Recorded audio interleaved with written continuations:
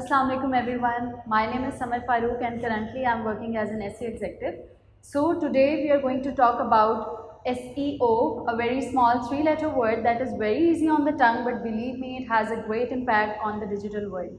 So yes, I am talking about SEO, search engine optimization. As its name implies, इसका name ही self-explanatory है. Search engine optimization means हम different search engines को use करते हुए अपनी websites, blogs, different articles को use करते हैं, उनको रैंक करवाते हैं डिफरेंट कीवर्ड्स के साथ, डिफरेंट कंटेंट के साथ और डिफरेंट स्ट्रैटेजी के साथ. सो इस सब के पीछे जो टर्म यूज़ होती है, जो स्ट्रैटेजी यूज़ होती है, उसको हम कहते हैं SEO. And SEO was lately founded by Bruce clay in 1990s. और इसके ओरिजिनेट होने का मकसद ये था कि बहुत सारी ऐसी वेबसाइट्स थी जो बिल्कुल ही स्टार्ट हो रही थी और उसके अंदर एक्सपर्ट्स ने देखा कि बहुत सारे टेक्निकल इश्यूज़ आ रहे हैं और बहुत सारे URL स्ट्रक्चर इश्यूज़ आ रहे हैं. तो उन्होंने इस सब चीज़ों को नाम दे दिया SEO, इसको फाइंड आउट करने का नाम दे दिया SEO.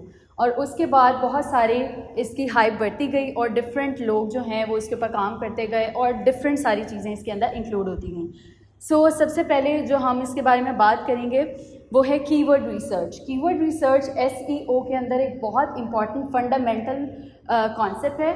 अगर आपकी इंग्लिश अच्छी है, अगर आपकी कंटेंट स्किल्स अच्छी हैं, तो keyword research is the second best thing जो आपको करनी है in order to learn SEO better. So ये एक ऐसी स्ट्रैटेजी है जिसको अगर आप मास्टर कर लें तो आपके डिफरेंट ना सिर्फ आपकी वेबसाइट्स, ना सिर्फ आपके ब्लॉग्स, बल्कि different YouTube channels, different search engine optimization आप कर सकते हैं, डिफरेंट अपने सोशल मीडिया पोस्ट को रैंक कर सकते हैं. कौन से ऐसे हैशटैग्स हैं जो आपको यूज़ करने चाहिए, कौन से ऐसे वर्ड्स हैं जो आपको यूज़ करने चाहिए अपने कंटेंट के अंदर, ये सब दिखाता है हमें कीवर्ड रिसर्च. कीवर्ड रिसर्च के अंदर बहुत सारे ऐसे टूल्स होते हैं जिनको यूज़ करने से हम इजीली उन चीज़ों का पता लगा सकते हैं. इसमें हमारे पास मोज आ जाता है, SEMrush आ जाता है, स्पाइफू आ जाता है, बहुत सारे ऐसे टूल्स हैं, बट दे आर पेड. उसको आपको पे करना पड़ता है और पे करने के बाद इट्स नॉट टू मच. एक आपको पैकेज के अंदर भी मिल जाते हैं बहुत सारे डिफरेंट टूल्स. उनके अंदर आप डिफरेंट टूल्स को यूज़ कर सकते हैं. उसके अंदर उन टूल्स को यूज़ करने के लिए भी डिफरेंट वीडियोस मौजूद हैं यूट्यूब के ऊपर. आप वहाँ से देख सकते हैं उन टूल्स को कैसे यूज़ किया जा सकता है. उन टूल्स के थ्रू आप कीवर्ड रिसर्च कर सकते हैं. कीवर्ड रिसर्च मैनुअल भी हो सकती है और टूल्स के थ्रू भी हो सकती है. कीवर्ड रिसर्च के बाद जब आपको कीवर्ड्स मिल जाएं कि कौन से कीवर्ड्स आपने कंटेंट पे प्लेस करने हैं अपनी वेबसाइट्स को रैंक करवाने के लिए, नेक्स्ट चीज़ है कंपैटिटर एनालिसिस. तो कंपैटिटर एनालिसिस बेसिकली क्या है?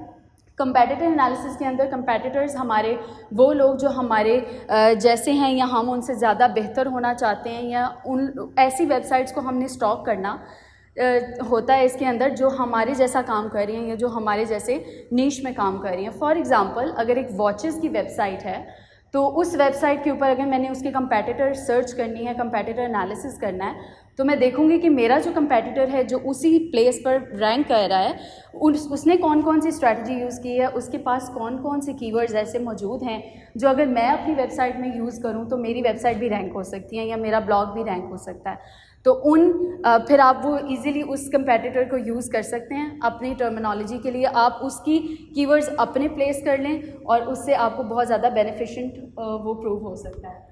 तो इम्पैक्ट ऑफ SEO के अंदर बेसिकली SEO का वर्ड ही सर्च इंजन्स से है. सर्च इंजन्स में बहुत सारे सर्च इंजन्स हैं, गूगल है, बिंग है, याहू है, but for most we use Google, क्योंकि गूगल जो है वो सबसे ज़्यादा यूज़ होने वाला और ट्रस्टेड सर्च इंजन है और उसके ऊपर हम इसलिए वर्क करते हैं for SEO. So Google search console की काम कैसा होता है, उसमें 3 बेसिक चीज़ें हमारे पास आती हैं: crawling, indexing and ranking. So crawling, indexing और रैंकिंग का क्या पर्पस होता है? सबसे पहले जब भी हमारे पास यहाँ पे जितने भी डेवलपर्स हैं, हम डिफरेंट वेबसाइट्स डेवलप करते हैं, सॉफ्टवेयर्स डेवलप करते हैं, उसका काम क्या होता है? अगर हमने वेबसाइट्स तो डेवलप कर ली, लेकिन अगर उसके अंदर टेक्निकल इश्यूज़ आ जाते हैं और क्लाइंटल लेवल पे हमें इश्यूज़ आ जाते हैं, तो आपकी वेबसाइट के अंदर उसका वो रह नहीं जाती, उसकी अहमियत नहीं रह जाती, क्योंकि उसमें बहुत सारे इश्यूज़ आ रहे होते हैं. तो उनको क्लैरिफाई करने के लिए हम SEO की टर्म यूज़ कर रहे हैं. अब सर्च इंजन ऑप्टिमाइजेशन की वर्किंग ये होती है कि जब भी वेबसाइट्स आपने डेवलप कर ली उसको आपने गूगल सर्च कंसोल के अंदर इंडेक्स करवाना होता है। ये गूगल की तरफ से डेवलपर टूल है और ये बिल्कुल फ्री होता है। इसके अंदर आपने जस्ट अपनी वेबसाइट को सबमिट करवाना होता है। सबमिट करवाने का मकसद ये है कि गूगल को पता चलेगा कि अच्छा एक न्यू वेबसाइट जो है वो हमारे पास आई है। अब जब एक न्यू वेबसाइट हमारे पास आई है वो गूगल को पता चल जाएगा, गूगल उसको फ़ौरन अपने पास अपना क्रॉलर जो है वो भेज देगा। क्रॉलर जो है गूगल के बॉट्स होते हैं डिफरेंट, उसको हम स्पाइडर भी कहते हैं। गूगल के डिफरेंट बॉट्स जो हैं गूगल भेजता है हमारी वेबसाइट के ऊपर। गूगल उसको ये कहता है कि देखो मेरे पास गूगल सर्च कंसोल के अंदर एक वेबसाइट आई है और अब आपने इनको जाकर क्रॉल करना है, मतलब कि हर एक चीज़ को, हर एक पेज को एनालाइज करना है।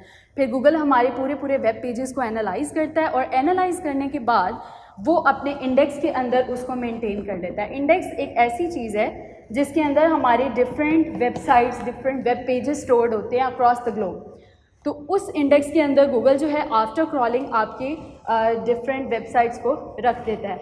अब अगर मैं गूगल पर जाऊं और वहां पर जाकर सर्च करूं वॉचेस, तो गूगल अपने इंडेक्स में देखेगा कि क्या इस कीवर्ड से रिलेटेड जो मेरी वेबसाइट है वो उससे रिलेट करती है। अगर वो उससे रिलेट करती होगी तो फिर गूगल क्या करेगा कि मेरी वेबसाइट जो है वो यूज़र्स को शो करवाएगा। जिसकी भी वेबसाइट हमारे कीवर्ड से सबसे ज़्यादा को रिलेट करती होगी गूगल जो है वो अपने सर्च रिजल्ट्स में उस वेबसाइट को दिखाएगा। सो ये पर्पस होता है इसकी पूरी टर्मिनोलॉजी का, सर्च इंजन ऑप्टिमाइजेशन, जिसमें crawling, indexing and then ranking होती है। गूगल रैंक कैसे करता है? इंडेक्स में देखता है कि कौन सा जो यूज़र ने इंडेक्स किया, जो यूज़र ने हमारे पास टाइप किया है, जो उसका इंटेंट है वो किस वेबसाइट से मैच करता है, किस कीवर्ड से वो मैच करता है, उसके बाद उसको वो रैंकिंग में लेके आ सकता है। तो हम जो डिफरेंट डेवलप की हुई हैं, हमने वेबसाइट्स, हम डिफरेंट वेबसाइट्स पे काम करते हैं, तो उनके लिए हमारे पास ज़रूरी है कि हमें कीवर्ड्स की नॉलेज हो। हमने अपने गूगल सर्च कंसोल में उस वेबसाइट को इंडेक्स करवाया हो ताकि गूगल वहाँ पर हमारे बॉट को भेज के उसको फ़ौरन से पहले इंडेक्स करवा सके। नाउ सेकंड मोस्ट इम्पॉर्टेंट चीज़ जो है इसके अंदर कंटेंट होती है।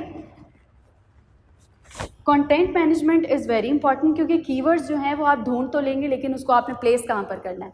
उसको प्लेस आपने अपने कंटेंट के अंदर करना है, अपने वेब के कंटेंट के अंदर करना है, आपने अपने ब्लॉग्स के अंदर करना है, अपने डिफरेंट आर्टिकल्स के अंदर करना है। तो कंटेंट के अंदर उसको ऑप्टिमाइज़ करवाना आपको आना चाहिए। कीवर्ड्स को अपने कंटेंट में ऑप्टिमाइज़ करवाना आना चाहिए। और जिनकी इंग्लिश अच्छी है, जो कंटेंट राइटिंग अच्छी स्किल है जिनकी, वो तो ईजीली कीवर्ड्स को प्लेस करना जानते होंगे ऑलरेडी। अगर उनको सेंटेंसेस दिए जाते हैं और उन्हें कहा जाता है कि इन वर्ड्स को इन वर्ड से रिप्लेस करें तो वो ईजिली कर सकते हैं। So content writing is very important term in terms of SEO। तो कंटेंट राइटिंग इस एस्पेक्ट में हमारा बहुत साथ देती है। अगर मैं अपनी बात करूँ तो मैंने सबसे पहले कंटेंट राइटिंग के ऊपर वर्क किया था, अपनी कंटेंट स्किल्स अच्छी की थी। उसके बाद मैंने अपनी कीवर्ड रिसर्च स्ट्रॉन्ग की। अब कीवर्ड्स रिसर्च स्ट्रॉन्ग करने से ये हुआ कि जो ऑन पेज ऑप्टिमाइजेशन है, SEO की 3 बेसिक टर्म्स हैं जिनके ऊपर वर्क किया जाता है। एक ऑन पेज है, एक ऑफ पेज है और एक टेक्निकल SEO है। तो ऑन पेज के अंदर हमारा सारा जो यूज़र को व्यू हो रहा है, जो यूज़र के इंटरफेस को शो हो रहा है, वो सब हमारे पास ऑन पेज ऑप्टिमाइजेशन कहलाती है। उसके अंदर हमारा कंटेंट है, उसके अंदर हमारे टैग्स हैं, उसके अंदर हमारी इमेज है, ये सब चीज़ें, और इनके पीछे हमारा जो काम होता है वो होता है on page optimization. For example मेरे यूज़र को व्यू हो रहा है, एक इमेज व्यू हो रही है, अब उस इमेज के पीछे जो टैग लगा हुआ है वो थ्रू ऑन पेज ऑप्टिमाइजेशन लगा हुआ है। वो टैग आपने कोशिश करनी है कि वो भी हमारा एक कीवर्ड ही हो। So go for different LSI keywords. SEO के टर्म में हम इसको LSI कीवर्ड्स कहते हैं या रिलेटेड कीवर्ड्स कहते हैं, जिसका मतलब ये होता है कि हमारे पास लेटेड सिमेंटिक इंडेक्सिंग, यानी कि different related keyword. For example मेरे पास एक कीवर्ड है वॉचेस और एक कीवर्ड है वॉचेस फॉर सेल, और इसी तरह मेरे पास एक कीवर्ड है बाय वॉचेस। तो ये 3 डिफरेंट कीवर्ड्स हैं, इसका मतलब 3 डिफरेंट LSI कीवर्ड्स मेरे पास आ गए। अब जब मैं डिफरेंट कीवर्ड्स को अपनी वेबसाइट में प्लेस करूँगी तो उसकी वजह से मेरी पूरी वेबसाइट जो है वो रैंकिंग में आना स्टार्ट हो जाएगी।